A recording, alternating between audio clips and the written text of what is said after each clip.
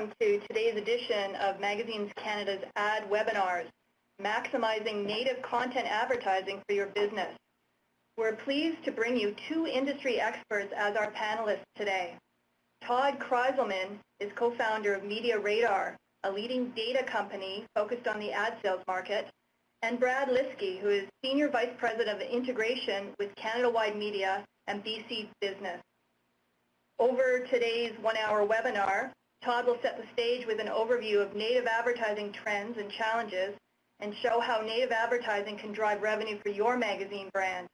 And Brad will use real-life case studies to share what Canada Wide has learned about what works in native advertising and what doesn't, and how to use data to maximize your advertisers' return on investment. Today's speakers bring a wealth of experience to the subject of native advertising best practices. Todd Krizelman co-founded MediaRadar in 2007. After years of research, development, and data collection, MediaRadar is now the most comprehensive data company focused on the ad sales market. Todd previously co-founded one of the world's first social media sites, theglobe.com, and led the site from inception to taking it public on NASDAQ. Our second presenter, Brad Liski, is also a serial entrepreneur and is now Senior Vice President of Integration with Canada Wide Media and BCBusiness. He's a 25-year veteran of publishing and consumer marketing, and over his career has served as publisher of a number of magazine brands, including Explore Magazine, Canadian Traveller, and BCMagazine. Brad is also co-founder of Influencer.org, a content marketing blogger platform for brands to create native content to a variety of publications. And I'm your moderator, Sharon McCauley, a longtime magazine publisher and consultant. I specialize in helping my clients engage audiences and drive revenue through print and digital content development and sales and marketing strategies. So I have a particular interest in today's presentation. No doubt you'll have questions for Todd and Brad throughout the presentation. We've allotted time for a Q&A at the end of each individual presentation. So if questions come to mind as either presenter is speaking, please type them into the chat box that appears on your screen. After each presentation, Todd or Brad will have an opportunity to respond, and we'll also open up for questions again at the very end. I'll turn this over to Todd for his take on what's happening in trending and native content development. All right. Everyone, my name is Todd Krizelman, and I am really excited and thrilled to take you through a recent report and a presentation really on native and sponsored content. MediaRadar is a company that works with about a little over 1,400 media companies, and it's interesting. I've been in this role for now over 10 years, and I think there are so many false prophets, so many things where you think that the industry is going to be saved by something new, and it does not happen that way, obviously. But with native advertising, with this sort of new form of sponsored editorial, we really are seeing staying power. We really are seeing very meaningful success with a number of publishers. And some of the people having the most success were traditional print publishers 10 years ago who just over the last few years really made a real conversion over. So the first thing I want to talk about in this, and I'm just going to push us to the next slide. I'm not sure if I have slide permission, and maybe Sharon, you can push me forward on helping me move forward here. Thank you. So let's go through one more. So this is worth showing. You know, one of the things that we spend a lot of time talking about is, and I think about this, if you just think about basic economics, right? There's supply and demand. Let's start with the supply. This is the bad news portion of the commentary.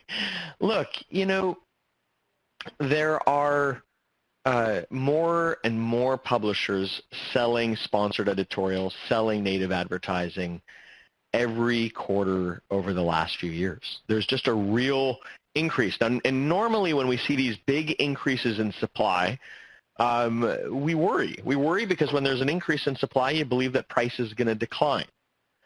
But I think, and by the way, that's true, like, right, in all markets, right? We just see that whether we're looking at the Canadian market. We actually study this exact type of advertising in about 6 countries. So it's also in the UK, Germany, France, China, Australia, Singapore. And so it's fascinating. Basically, we see this huge, very big increase in supply. And then if we go to the next page, we will see part of the reason there is such an increase in supply, on top of the number of sites selling it, there's also this new group of folks who are doing programmatic native. And we should talk, these two things, there is native programmatic is basically just like regular programmatic. You're basically having the option of buying native at scale. Each of these companies has sort of a little different way of doing it. None of these companies, by the way, existed 2 years ago. These are all clients who we didn't know 2 years ago. Triple Lift and Nativo, Ads Native, Share Through, BidTelect. These are successful companies that are bringing scale to native advertising. Triple Lift, in some ways, I think is very creative. They actually changed the way the editorial and the advertising looks based on the individual sites where they place the ads. It's very unusual. Giant Media focuses on native video, so each one has sort of a different flavor of how they're unique. But this is, again, more supply, and again, when you think about supply, generally when you increase supply, you have a problem because it's going to push pricing down. But that is not what we actually find in the market, and here's why. If we go to the next slide, one of the things you see is that there is a huge increase in the number of advertisers. And look, so even though there's been this big increase in supply, the number of advertisers is just up enormously. It's not like this stuff is brand new anymore, right? The companies like Forbes Brand Voice, which operate in both Canada and the United States, and Quartz and BuzzFeed and others that are sort of the poster children for this kind of product, the number of brands participating per quarter basically and by month has continued to increase, and there's a 3-time increase just over the last year and a half. So very, very strong. These to us, reinforce why pricing is very stable. And at the top end of the market, for the people who do the best job in the market, they see pricing increasing. All right, let's go to the next slide.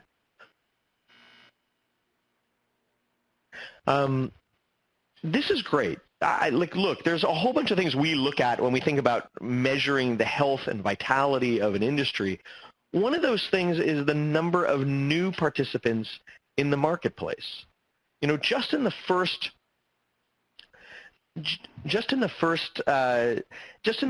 3 months of this year, there were a median number of 616 new advertisers who had never bought any type of native advertising or sponsored editorial before, like ever. So a lot of times what we found, and we studied this, we went back and looked, we're like, how could there still be 600 new advertisers like in March?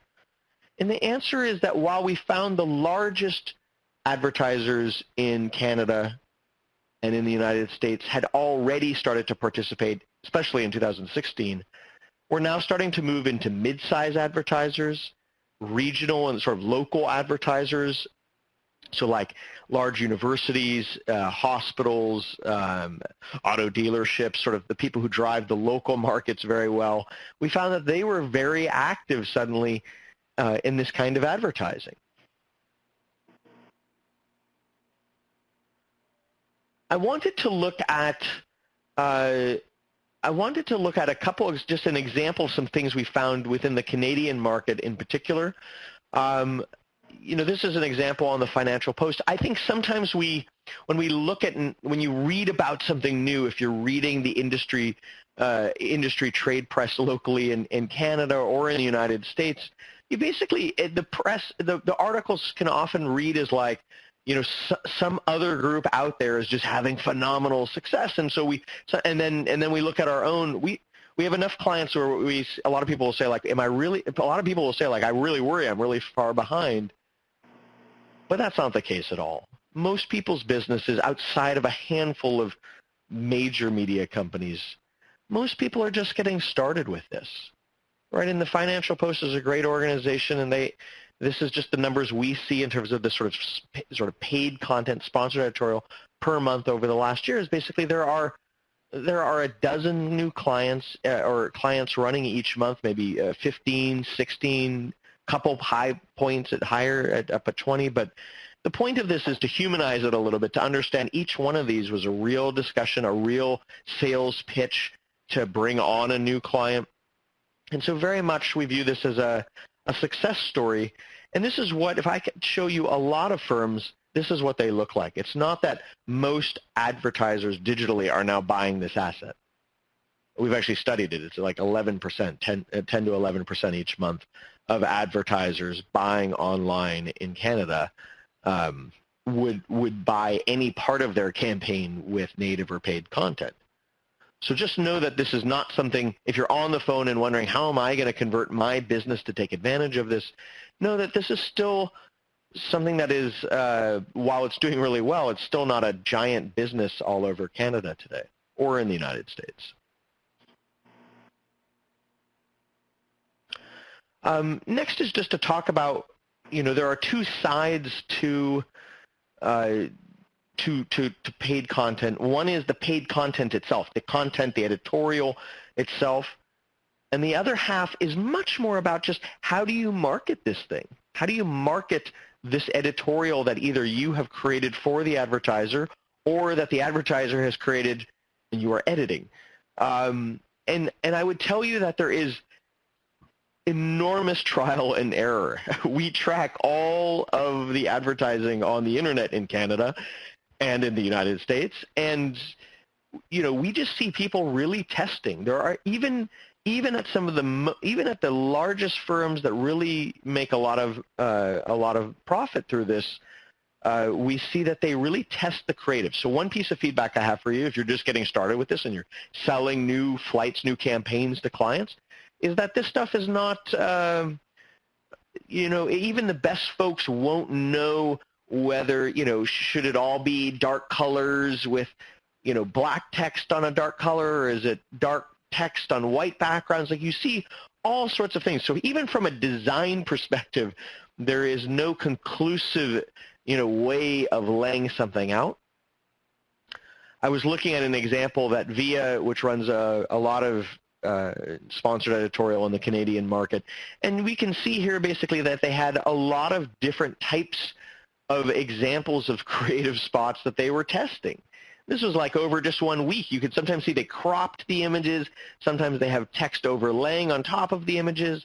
Sometimes they have like a picture with black text with the gray here. But just the point isn't to say any one of these is right and wrong. It's just to acknowledge the fact that this new, wonderful new sort of type of ad unit is still in its infancy. It really is. Even with the folks who are wed to it, like at places like BuzzFeed, where their primary, like 99% of advertising is native paid content, even there's a lot of trial and error. On the left is an actual piece of editorial, and it's obviously too small to read. The other thing I wanted to make sure you knew on the phone, if you're considering this, is some firms, when we would first talk to them, would say, you know what, you're almost like a service bureau. You're writing this editorial often, or editing the editorial for someone. People do both. That editorial often needs to change over time. Sometimes people will say, you know what, we just got started. This editorial is not resonating with our readers. At MediaRadar, we actually hosted a dinner, or like a symposium with like 150 people about a week ago. It was super interesting. We put on we're based in New York, so we just had sort of a local panel of folks. We put BuzzFeed on the stage with Forbes and Quartz and the New York Times, and we just asked them, hey, what works? What is working the most? And one of the most interesting things was, knows in bottom line, this is still editorial that's as a prerequisite, it has to resonate with the reader. And so a lot of them said, look, we have to adjust what we're posting sometimes. So normally, a story runs and like it's there, it's ephemeral, it's there for a few days, and then the next piece of news comes. A lot of people said, look, this is news that's meant to be evergreen, and it might sit up there for a month. We might go back to that article and tweak it and adjust it to see if we can get more engagement with the audience. And so I share with you that both for the advertising or the marketing of a campaign as well as the editorial itself, to iterate, to test to see what will really work. All right, so we can say our takeaway from this first part is like basically supply is increasing, but you know what? Demand is amazing. There are a few things. You think about I can remember when tablets came out, and it was like tablets are supposed to take over. It never happened. So I will say one thing I really love about okay, love is too strong a word, but I am really bullish about this, is that we see that the numbers are strong here. This is not hypothetical at this point.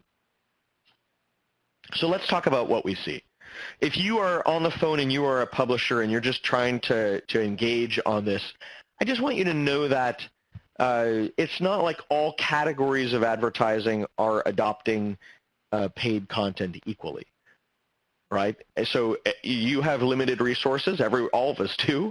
Know that it really matters what industry verticals you approach.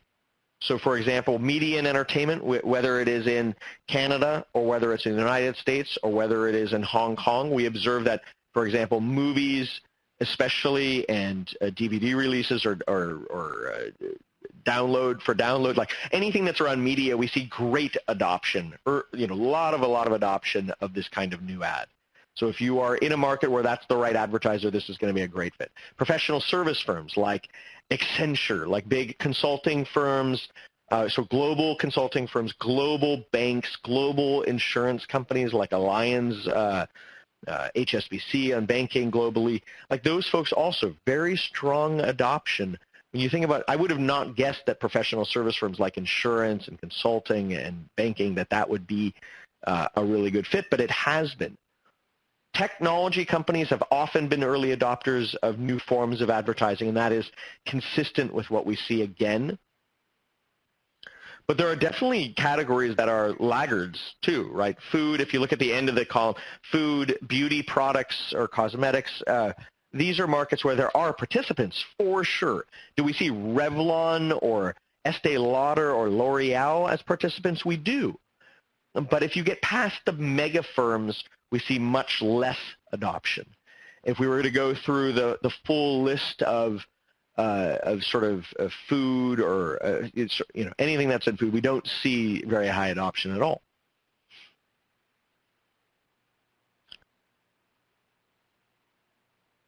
So I was mentioning to you earlier just that it's not like the whole market is adopting all at once, and this is really true. Right now, most advertisers place native on just 10% of the websites where a campaign runs. It's really it's still today a very narrow thing.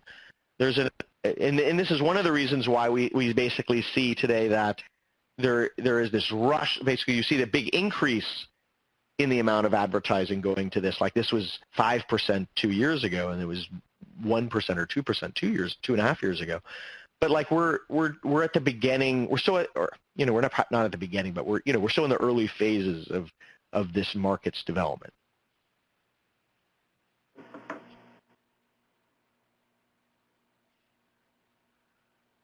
So one thing that I think is really interesting in here is when we start to look at renewal rates. Look, so I mentioned we have these 1,400 clients. One of the things that I find so fascinating, and it's very real, is that sometimes we'll meet with clients in the same market and they'll say, things have never been worse. I really worry. We started as a print publication. We're worried about ourselves and our conversion to digital and our evolution. And others will meet someone else in the same exact market and they'll be saying, we have never made this much money before at least in the U.S., before the recession in 2008. So it was a long time, in 2009, 10, 11. Like this is now a long time ago. So we have a world of have and have nots. And I wanted to talk about this as it relates to native.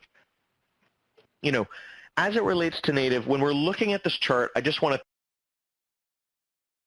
talk through this because this is one of the most important things we're going to go over.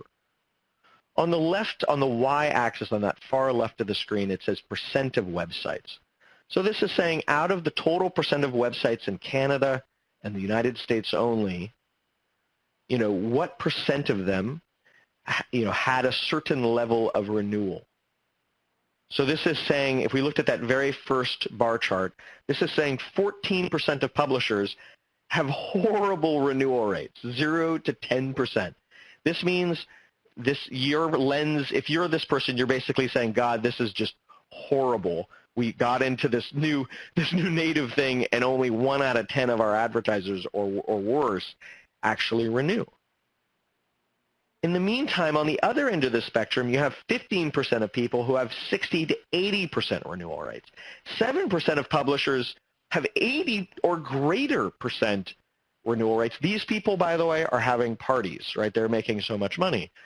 And I mean to make light of it a little bit to be flip, but this is the thing that matters most, is that you think about not just doing this type of activity, but that you really do it well.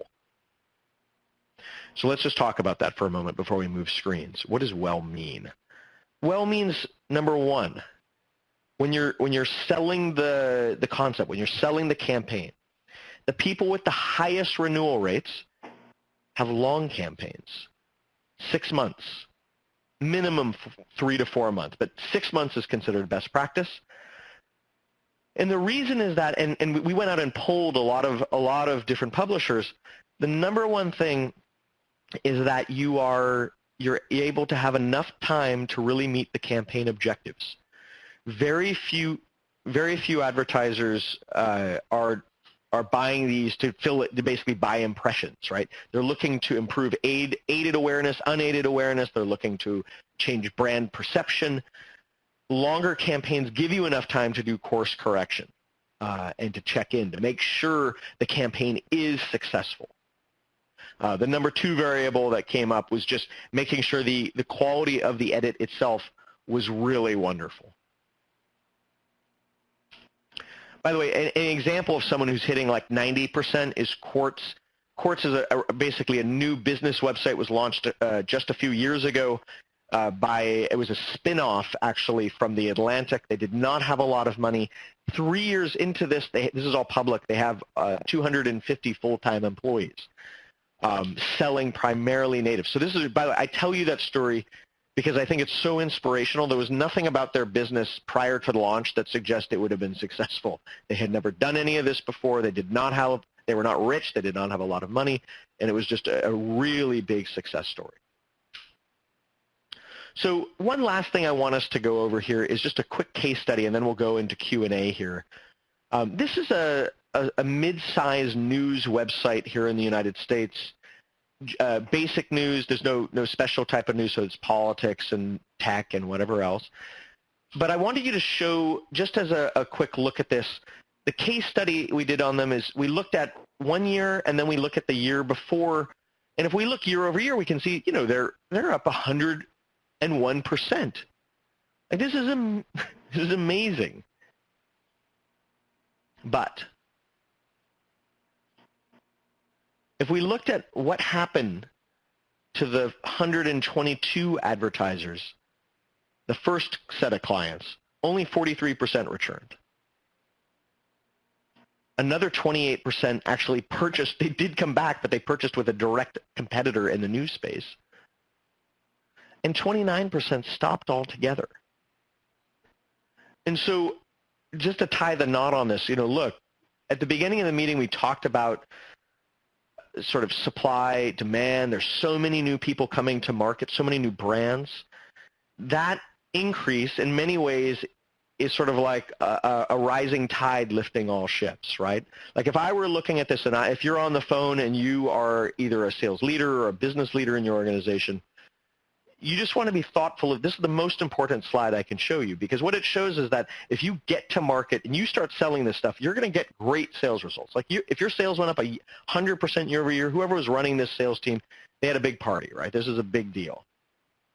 But on the other hand, if you knew that your real renewal rate was just 43% and you had sacrificed the other the balance of 57%, I think you'd be really worried, and you should be worried. Because when the market stops growing so fast in a couple of years, maybe it's 2 to 3 years, you would have a problem. So to me, renewal rates are very important to the longevity of any business, but this is especially true for something new like this. And so if any of you want slides, any of these slides from that we've shown, I know that the teams at Magazine Canada can provide them. You can also reach out to me at the MediaRadar team at just Todd, that's T-O-D-D, at MediaRadar. But know that I'm happy to share these stats with you. We're really trying to just share what we have found. In here, there are definitely recommendations, and in the interest of creating some time for Q&A, just, these recommendations briefly are, there does need to be ROI. We talked briefly about measuring awareness and measuring change in brand perception. Those are great ways of being evaluated rather than a CPM if you don't have to. Differentiate your offering, right? BuzzFeed is totally different from what Forbes or the Financial Post does. Know that or the Globe and Mail's execution, like everyone has their flavor. That really matters. Differentiate yourself and avoid the competition, right? And finally, last thing we notice in the marketplace is choose a price point. Don't be all over the place. Either position yourself as super high, like in the New York, we're 3 blocks from the New York Times, who's a client, and they're like, they go high. They say, look, we're not going to touch this unless we make a lot of money. But we know others in the market who absolutely try to be the low-cost leader, and there is nothing wrong with that. But you can't be both. And so we definitely would say choose who you think you want to be, and then really evangelize and really defend that. Thank you, all right. Todd. So let's open it up for some questions. Thanks. I'll just comment that the presentation with the slides and the audio will be available for download from the Magazines Canada site, and it will be up tomorrow, so you'll be able to access it that way. But Todd's given you his direct contact, so feel free as well, Todd, to reach out to him. I see that we do have one question that's been typed into the box. Yep. Todd, are you seeing similar trends in the business-to-business world? Yes. So this is a great question. Thank you, Scott. So this is it's definitely not as big as the consumer side, but that is only a reflection that it is newer. We see whether it is Randall Riley in the trucking business in North America, or whether it is Hanley Wood in the construction world, Penton, which is in actually many different business models, we see it is very popular. And so, yeah, I would say it definitely works, and we definitely see these firms are taking the best of what they like from what they observe and see in the consumer market, and they are converting it right over. And we've also found, it's interesting, we've talked to some B2B companies like the CMOs. The CMOs and the marketing people love this. I mean, just like at a personal level, like a professional level, this is new. It allows them to develop their own careers and resumes, and so we think this has great application inside of the B2B market. Todd, I have a question. Do you have any market insights into the, I think it was 29%, 28%, who tried native advertising and then were scared away? Do you think it's because of perhaps it wasn't the right duration of campaign, or the quality wasn't there? Is there any ideas or insights that can give us some clue as to why they've dropped that? So we've heard basically just a few reasons that people have dropped. So number one was it did not meet my campaign objectives. A lot of times the publisher charges what will be essentially a high, what the perception is sort of a high-priced flat rate that's not tied to CPMs. And that 29, out of the 29%, a lot of the people said, too high priced, didn't meet my campaign objectives. We looked at those 29%, and we found that they almost entirely were buying 1 month campaigns, and basically our feedback is like now our feedback is like you're not going to achieve almost any campaign within a 30-day period if the objective is to change brand perception. So like VW is a good example. VW may be spending a lot of money to make people have trust again in terms of the accuracy of their fuel efficiency. That's a big deal, and just improving how the perception of the brand in general. That's not going to be patched up in a month. So that's one thing for sure. The other thing we heard though was, hey, I just launched a product. We did this campaign to launch and support a launch, and that's why we didn't buy again. So it wasn't that every one of the 29%, it wasn't that every one of them was dissatisfied. Some just said we launched a big thing and there was nothing else to launch after that, and so we didn't splurge to do any type of special marketing. Great, thank you. There'll be an opportunity to ask Todd questions at the end of the presentation. I'm going to turn it over to Brad now to bring in his real-life case study. Thank you. I appreciate that. All right. Hello, everyone. Let's move our slide over, and we'll get going. Todd, that was really good. That was some great insight that you gave, which kind of helped validate some of the decisions we made. So it's kind of nice to hear from a global perspective or a 30,000-foot perspective what we're kind of witnessing firsthand. So again, welcome everyone, and I appreciate Magazines Canada for having us. Many of you, I think, are from the East Coast and may not know of Canada Wide Media, so I wanted to put some framework around it to be able to understand the depth of the organization, because it is a privately held, quiet company, which is quite large. So being around for 40 years, this is essentially bedtime reading when you get it later. But one of the core competencies of what we do, or our uniques, if you will, is that we've been able to push ourselves to a point where we as a media company can, that number one unique, which is tracking and guaranteeing results. So as a media company, the accountability now is, as those magazine publishers on the line right now know, and the agencies know, there has to be accountability, and the media company has to be accountable, part of this process. And native advertising, sponsored content, is that component that allows us to have that accountability. As far as an organization, number of brands, as well as some of our partner brands and our custom publications, but what Magazines asked us to focus on today, which was BC Business. I'm going to go through 3 or 4 case studies for you to give you an idea of what was executed and the results behind those. So one of them is a national telecom agency, or telecom company. Their challenge at the end of the day was to drive some business for small businesses in Canada while utilizing their current products. And they wanted customer sign-up. So they wanted an actual call to action from their campaign. So in the strategy, we used custom highlight articles, and we have different levels of native content that someone can acquire.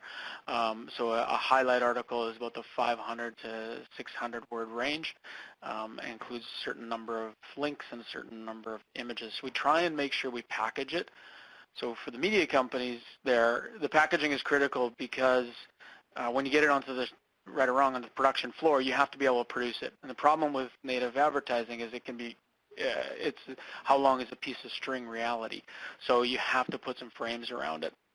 It's easy in the print world because you buy a page or a half page or a quarter page, but in online, the page keeps scrolling forever. So you do have to put some frames around this thing to be profitable, A, and to get some results, B. We put the online advertising for some call to actions. We drove that content through some e-newsletters and through some social media. So we took a vested interest. Again, not just writing the article, putting it up and going. The results on this was the content outperformed everything. So at the end of the day, the content delivered a 33% over the expected benchmark. And the digital ads, they came in at 11%, but we had a direct correlation to the content, to the CTR of the ads. So we watched the CTR of the ads outside the content, and when they ended up being on the same page as the content, the CTR was stronger. An important note for those is the social signals on this. So this is being BC Business, it's a regional publication, so getting 300 social signals in a B2B environment especially as well, is a strong result. And that is your deciding factor from us anyway, as to whether a piece of content has some value or not. If the reader's willing to share it, then you know you've kind of on a vein of goodness, for lack of a better word. And then the other biggest kind of determiner as to whether the campaigns or the content works is, as Todd mentioned, the renewal. So the comeback on this one was that the company came back to us for a renewal campaign within 30 days. And that renewal, we then found out partway through. We usually ask the KPIs, but we didn't know the one KPI, which was attribution of actual signups. So they measured our sponsored content on actual transactions, and then that's what decided they're going to come back. Big difference between the print world and that online world, advertorial in a print versus a sponsored content in online, is that the company can put attribution models to it. We expected a reach of 1.3 million on this. We ended up with 1.5. Getting them a total value, a media value of $36,000 on a $19,000 spend. So we had 179% ROI, and the CPM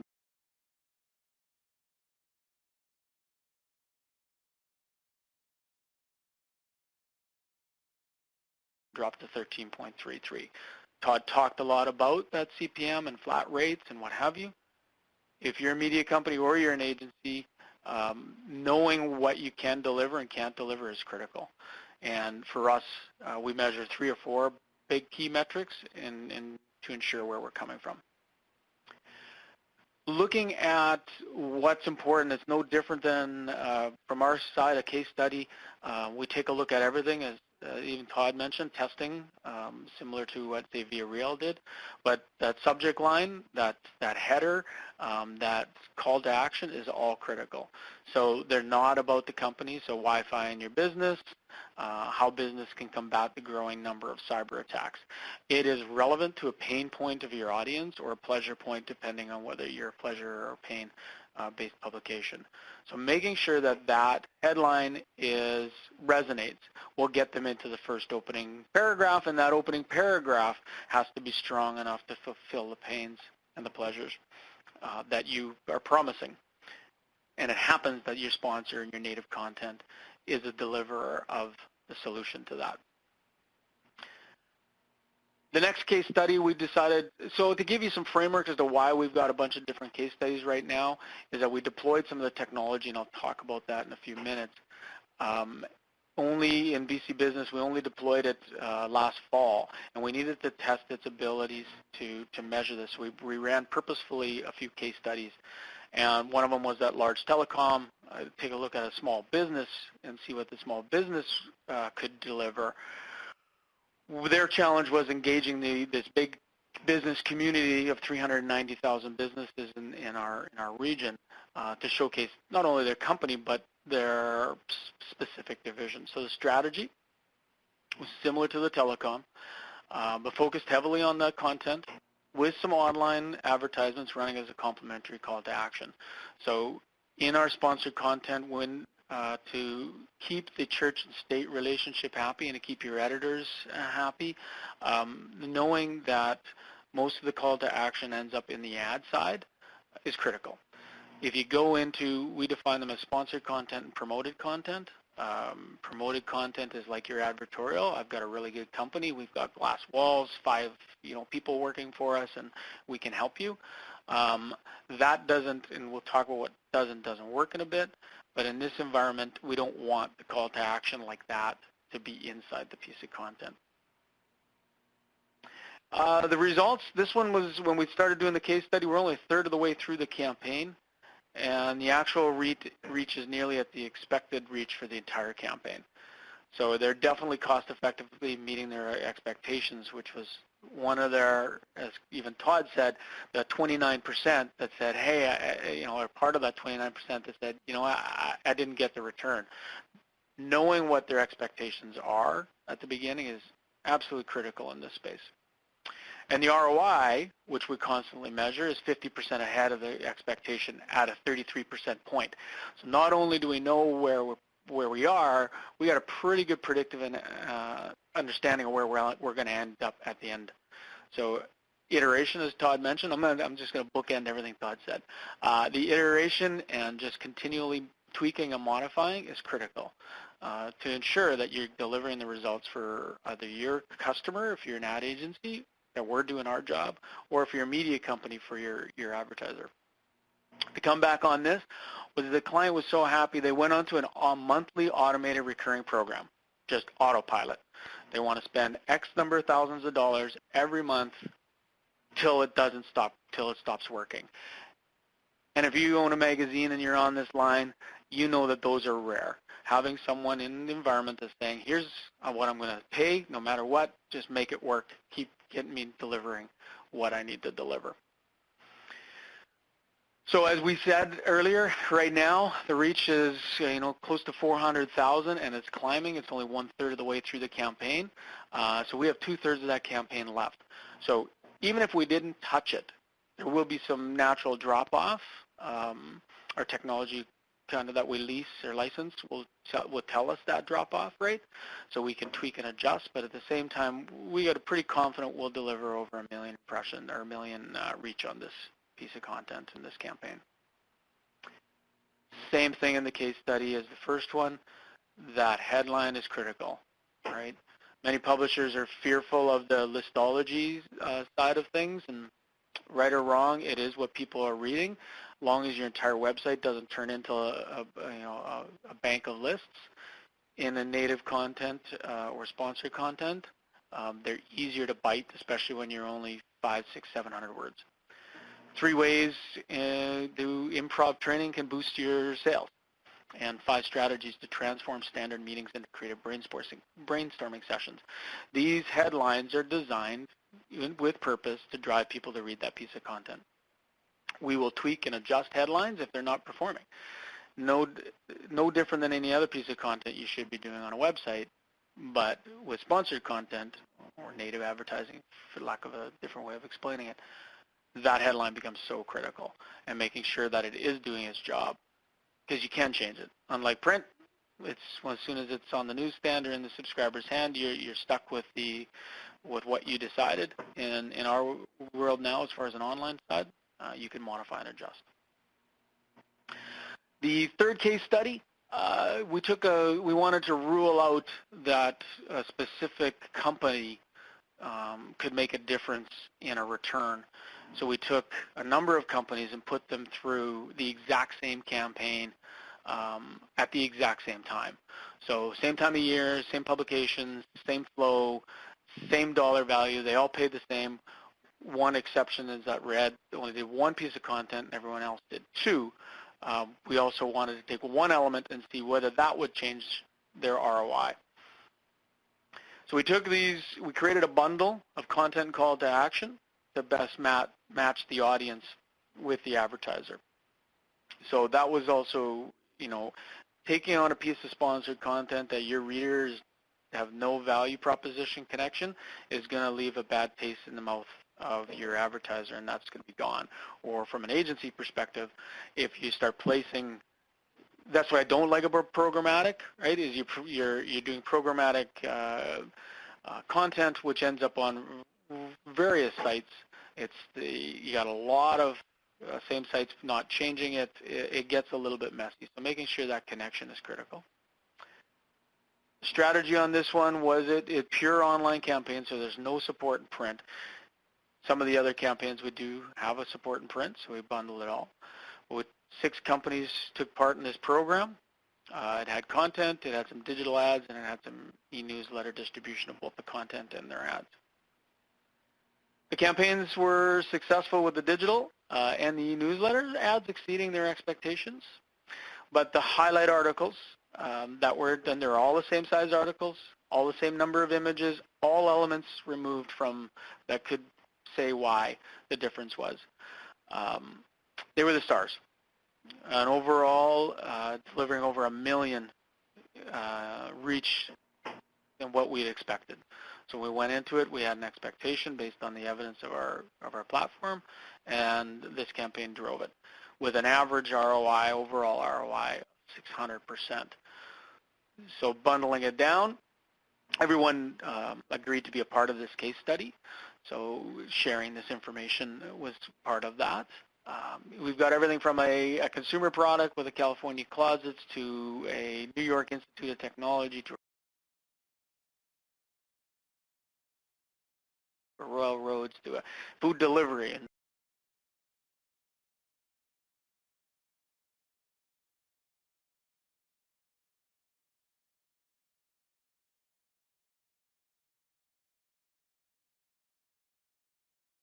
In Spud. And what's interesting, if you look at the ROI column on the right-hand side, the highest call to action, the most interesting thing, something like a food delivery, got the highest ROI. At WorkSafe BC, which, for those of you who are not from BC, our overall governing body that takes a look at the safety and security of the workplace. Not a lot of call to action, but still a strong 400% ROI, so our lower and our higher. So that gives us a lot of evidence as to what do we need to write within that piece of content in order to deliver that ROI. Across the board, the average value on these things was $15,000, and these were all those small campaigns for basically $3,000. With a quick little buy-in, really low for us to be part of the case study, and their delivery was there. And then their overall delivery was significantly higher than they're expected. So we gave everyone an expectation and a guarantee. As a media company, we do guarantee results now, so that we had a guarantee on, and not one of them was below that guarantee. Same scenario as the other ones, 6 ways to maximize your storage space. You'll see, and maybe hard to see, but in that first paragraph in the blue font is that sponsor. So California Closets there has their call to action and their direct link. So we are referring to that. On the right-hand side, under BC Business, the 5 essential principles to help your business thrive, and Red Academy in that opening paragraph. There's also a call out from an editorial perspective to understand that this piece of content was collaborative between BC Business and Red Training. Those are one of the things that it was important for our editors to feel confident that we were not selling our editorial. We were actually creating a piece of content that was relevant for our audience that happened to be sponsored by one of our advertisers who had the solution to this problem. WorkSafe BC, are your newest hires properly trained? Nothing to do with WorkSafe BC can teach your employees how to not cut their hand off. Making it relevant. How universities are helping young professionals gain a competitive advantage in the workplace.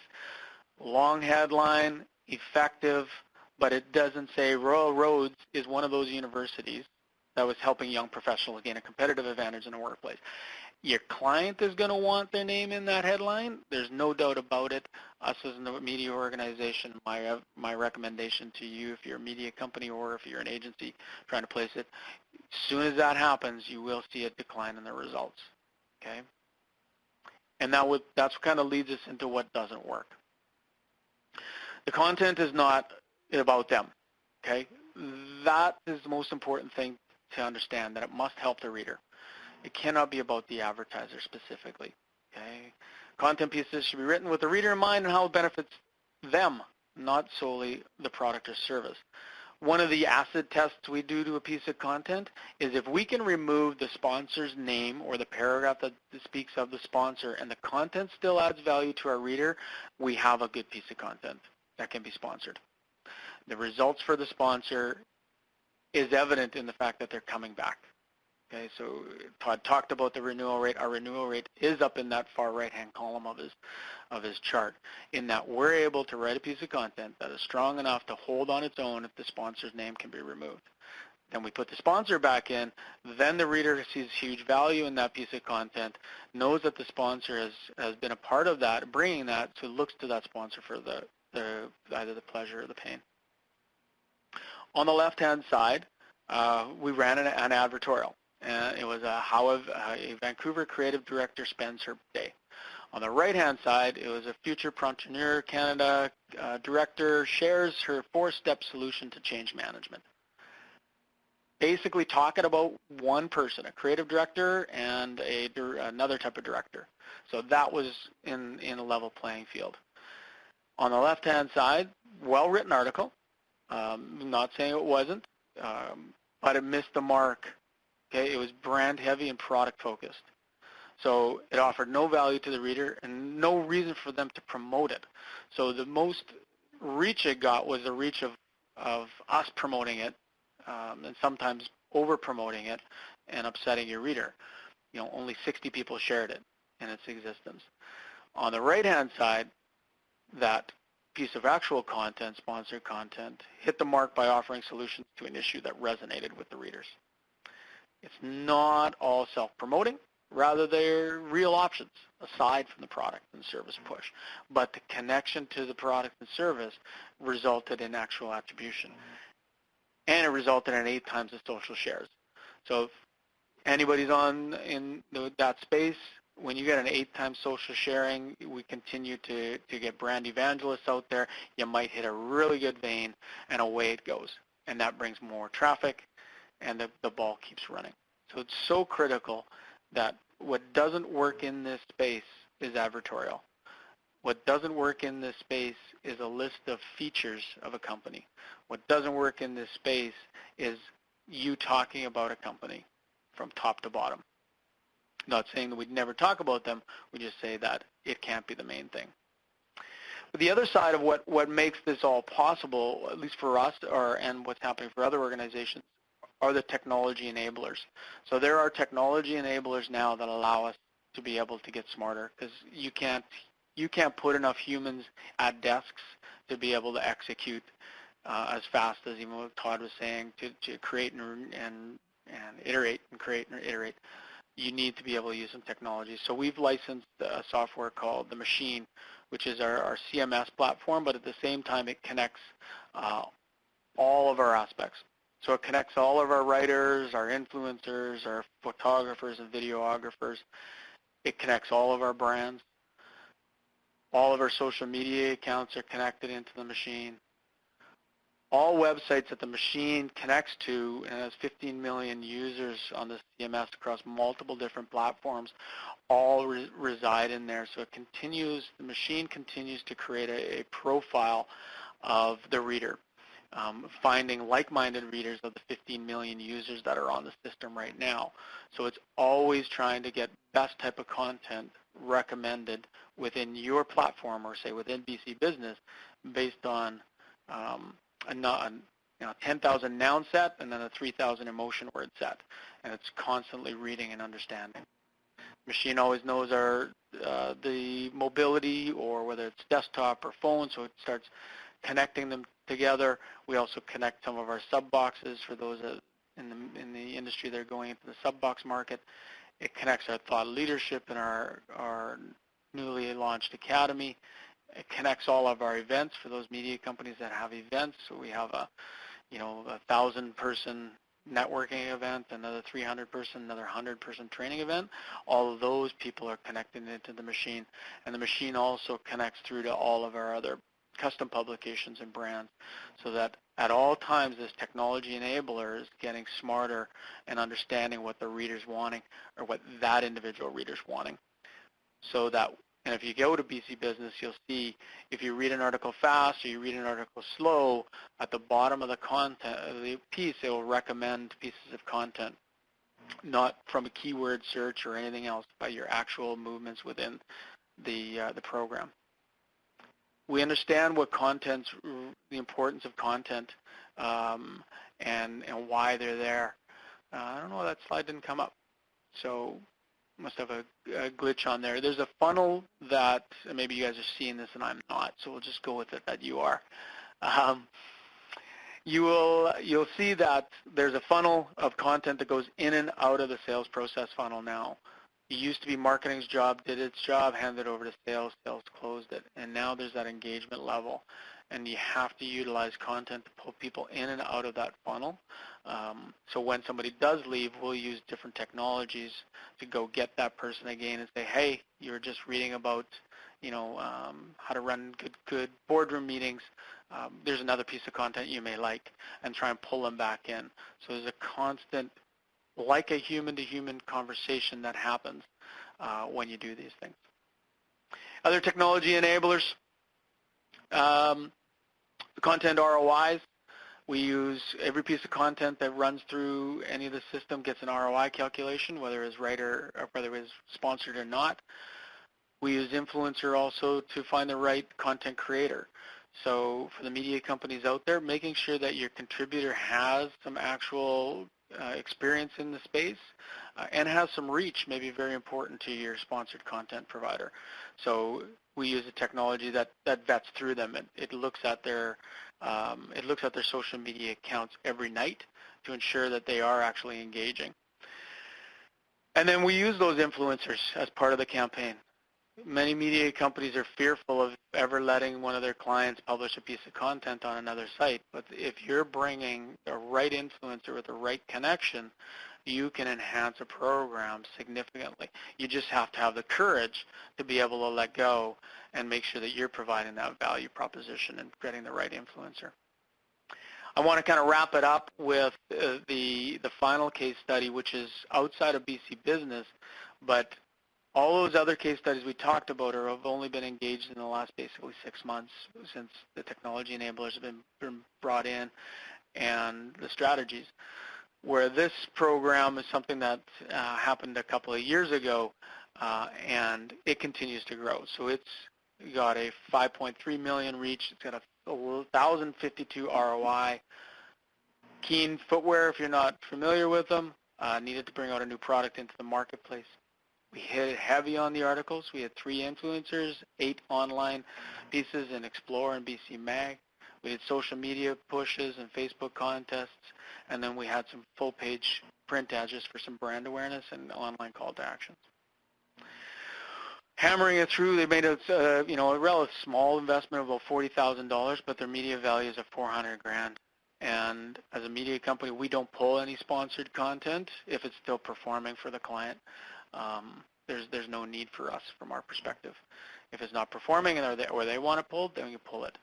I agree with Todd that you run a campaign for a month, just like you run one print ad for 1 month, expect what you're going to get, which is nothing. But the reality is the comeback on Keen, they come back now every quarter with a campaign, and they've one of the top clients of the company. It is in that trust when you get into that space and that proven performance of making sure that these type of companies will continue to come to you through your agency, or if you're an agency, that they'll keep coming back to you, or if you're a media company, through them. And I think that's it. Yes. Gentlemen, thank you so much. It's really great to get that level of depth and understanding about this marketplace, and very encouraging to understand that it's early days yet, and we can learn from each other and test and grow, but it's been fantastic to get your insights into best practices. I'll open it up in the 2 minutes remaining if there are any questions for Todd and Brad, but I will add that there's been the offer to answer any of your questions by email if you would like to contact either of them directly. The question box is open. Brad, I will say that one of the questions I often get asked is about how to structure your organization to support the development of native advertising, native content development. In-house versus freelance, editorial team versus special marketing team, direct response type copywriters versus editorial people. Do you have a quick comment on that? Yeah, we've done it. I think this will be, I think I've done it in about 7 different publications now. It really, unfortunately, comes down to the culture that exists when you step in and start deploying it. So you have to tread softly on it. We do know that a stick mentality doesn't work. What we have found is that a separate team usually executes a little bit stronger than trying to have the editorial team execute on it. Mostly because the client has an expectation, they keep pushing back and pushing back. So you have to be able to train this new team on being able to say, you know what, trust us, we're gonna take care of you. Where typically when we get into an editorial environment, there gets to be a wall put up, and they just say, you know what, too bad, you're not gonna get it. I'm not publishing it. So I recommend having a separate team, but I also recommend the actual creators of the content are freelancers. And influencers, like those that actually have some social media reach, will be much more effective. Usually, the traditional writer didn't make the turn for us in sponsored content. They usually don't. We also have a question on how you can leverage this data to help print purchases. So I'm assuming this is the idea of bundling content. Yeah, is that for me? Either has the experience to answer the question. Well, definitely, I'll give my 2 cents and then Todd can throw in. Without question, being able to bundle it, we do strip it out. You can buy it separately, but we feel that trying to bundle bundling it will allow you to put the call to action outside the piece of content, which makes that content that much stronger. So that's our experience. So this is Todd speaking. I think we've seen a mix of that. You know, we have some clients like at, I think some larger publishers like Time Inc. Look, I think many groups have created, publishers have created separate groups of people, just as you were saying. And so some have sort of said, hey, I'm going to run and not try to force anything here that doesn't, you know, they basically will say, we don't want to force the bundling and throw it onto someone if we don't have to. But for sure, it's a real opportunity. I mean, look, it's you have this print asset, and it obviously can be very successful for people. So we see both.